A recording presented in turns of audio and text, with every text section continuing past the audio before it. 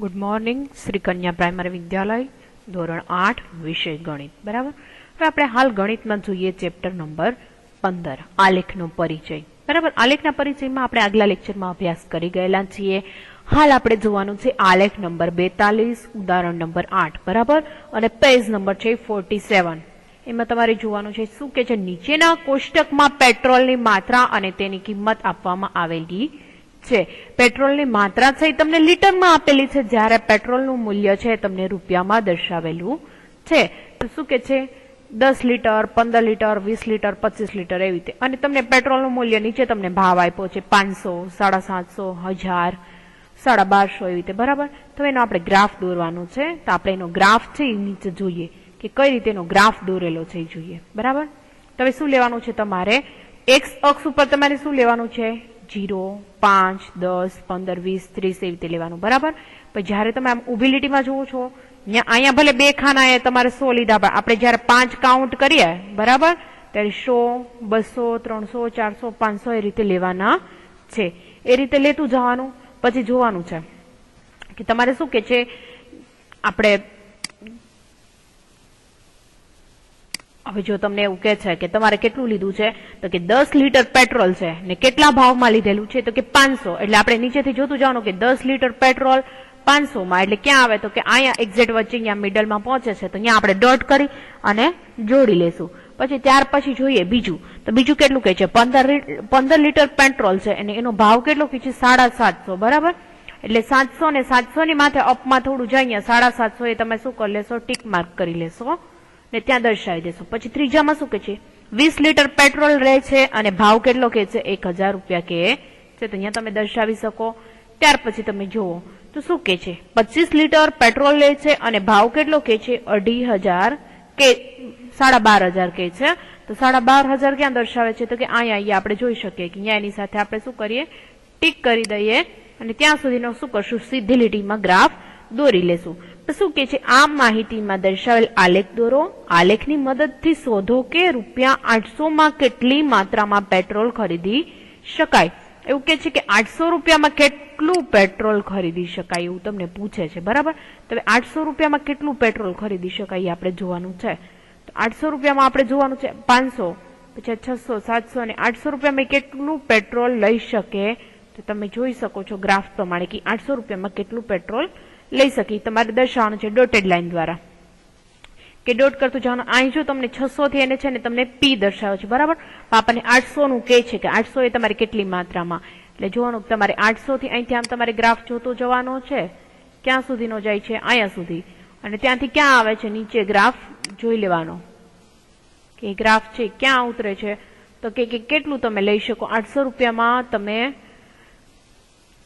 આપણે 750 માંથી 800 એ તમે જુઓ તો કેટલા લીટર તો કે 16 લીટર પેટ્રોલ તમે લઈ શકો। કેટલું 16 લીટર પેટ્રોલ છે એ તમે ખરીદી શકો એ રીતે આપણે એનો જવાબ આપી શકીએ। હવે આપણે ત્યાર પછીનો આપણે ગ્રાફ જોઈએ। ત્યાર પછીના ગ્રાફમાં આપણને શું કહે છે ઉદાહરણ નંબર 7 આલેખ નંબર 43 શું કહે છે એક બેંક વરિષ્ઠ નાગરિકને તેમના રોકાણ પર 10% સાદું વ્યાજ આપે છે। જમા કરાયેલ મુદત અને તેના પ્રાપ્ત થતા સાદા વ્યાજનો સંબંધ દર્શાવેલો છે। તો આપણે આલેખ દોરવાનો છે જમા રાશિ રૂપિયામાં દર્શાવેલી છે વાર્ષિક સાદું વ્યાજ છે એ પણ રૂપિયામાં આપેલું છે। જમા રાશિ છે 100 200 300 500 ને 1000 ને સાદું વ્યાજ છે 10 20 30 50 અને 100। તો આપણે એનો ગ્રાફ જોઈએ કઈ રીતે અને નીચે તમને એના પ્રશ્નના જવાબ પણ આપેલા છે તો એના પ્રશ્નના જવાબ પણ આપણે જોઈએ પહેલા એનો આપણે ગ્રાફ જોઈ લઈએ બરાબર। ગ્રાફમાં જોઈએ તમે શું કરો છો તમને આપો છે એક્સ અક્ષ ઉપર તમે શું લ્યો 100 200 300 400 500 એવી રીતે 1000 સુધી લઈ લ્યો અને વાય અક્ષ ઉપર તમારે લેવાના છે 0 10 20 30 40 એ રીતે બરાબર લઈ લ્યો। હવે જોઈએ પેલું તમને ગ્રાફમાં શું દર્શાવે છે જોતા જઈએ સાથે સાથે। પહેલામાં તમને શું કે છે તો કે 100 એ તમને કેટલા કે છે 10 તો અહીંયા જો તમારે 100 એ 10 થઈ જાય તો અહીંયા તમે ટીક માર્ક કરી 100 એ 10 દર્શાવી શકો છો। પછી બીજામાં શું કે છે બીજામાં તમને એમ કે છે 200 એ 20 એટલે અહીં તમે જુઓ 200 નો ગ્રાફ છે આવે છે ક્યાં 20 તો અહીંયા તમે ટીક માર્ક કરીને 200 એ 20 લઈ લ્યો। પછી એવું કે છે 300 એ 30 પછી 500 એ 50 અને પછીનો ગ્રાફ કે છે 100 એ 1000 તો 100 એ 1000 આ રીતનો ગ્રાફ દોરો આખો ગ્રાફ છે એની સાથે જોઈન્ટ કરી લ્યો બરાબર જોઈન્ટ કર્યો। હવે શું કે છે, પછી તમને નીચેનો કંઈક પ્રશ્ન આપ્યો છે, એ પ્રશ્ન આપણે જોઈએ. હવે એમ કે છે કે 75 કિમી અંતર કાપવા માટે અજીત કેટલો, પ્રશ્ન પહેલો એમાં જોઈએ 250 ના રોકાણ પર પ્રાપ્ત થતા વાર્ષિક વ્યાજ શોધો. 250 માં, બરાબર. 250 માં એટલે તમને 250 માં કઈ રીતે પ્રાપ્ત થાય છે જોઈએ આપણે. 250 માં પ્રાપ્ત થતું એટલે 250 માં તમારે જોવાનું છે, તો 250 માં આપણે કઈ રીતે જોઈએ જોઈ લઈએ.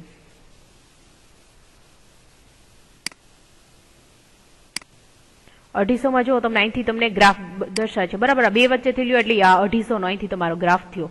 250 એ કેટલા, તો 250 એ જો અહીંયા બોર્ડર લાઈન ને ક્યાં ટચ થાય છે એની સાથે જોવાનું, તો કે અહીંયા ટચ થાય છે, તો અહીંયા ટચ થાય છે, અહીંયા કેટલો ભાવ હશે, તો કે 25. કેટલો હશે? 25, કેમ કે વચ્ચે મિડલ માંથી આવે છે એટલે. તો પેલામાં તમે જોઈ શકો ₹250 ના રોકાણ પર પ્રાપ્ત થતા વાર્ષિક વ્યાજ શોધો, તો વાર્ષિક વ્યાજ કેટલું હશે, તો કે ₹25 હશે એવું કહી શકાય.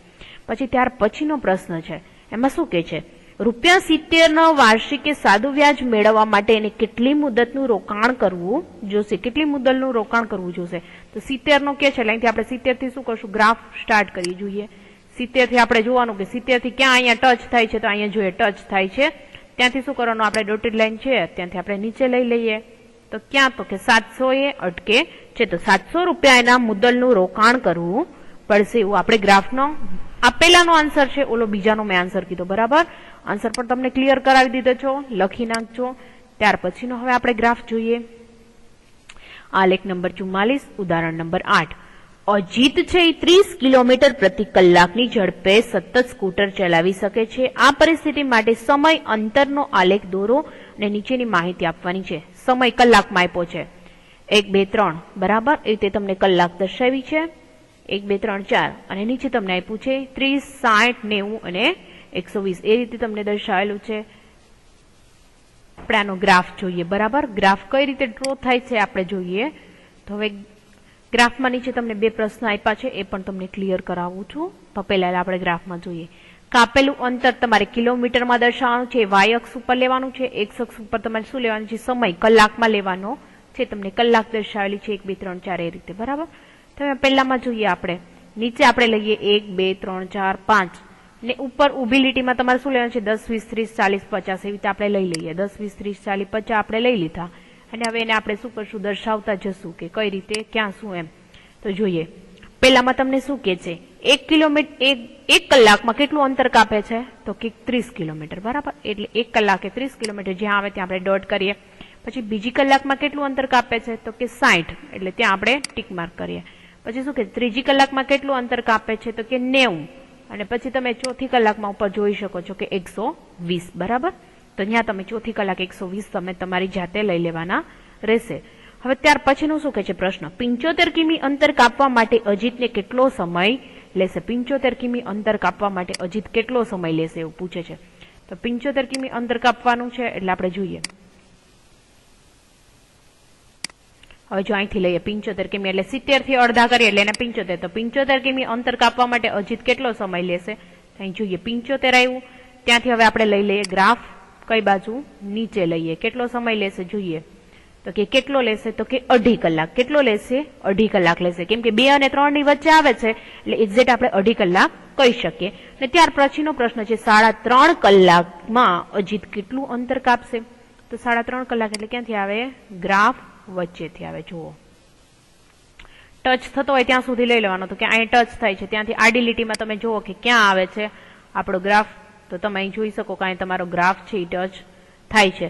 તો તમે કેટલું કહી શકો, તો કે 150 કિલોમીટર અંતર કાપશે. કેટલું કાપશે, સોરી 150 નહીં, પણ તમારે હા એટલે 150 નો આવે, 100 અને પછી તમારે કેટલાના વચ્ચે વચ્ચે ગેપ છે, 10 20 30 નો છે, બરાબર. એટલે 105 કિલોમીટર નો રહેશે. કેટલાનો, 105 કિલોમીટર. 105 કિલોમીટરનું અંતર કપાશે, બરાબર. તમારો જવાબ એ રીતનો આવશે. ત્યાર પછીનો આપણે ગ્રાફ જોઈએ. આલેખ નંબર 45, સ્વાધ્યાય 15.3, દાખલા નંબર 1. દાખલા નંબર 1 જોઈએ.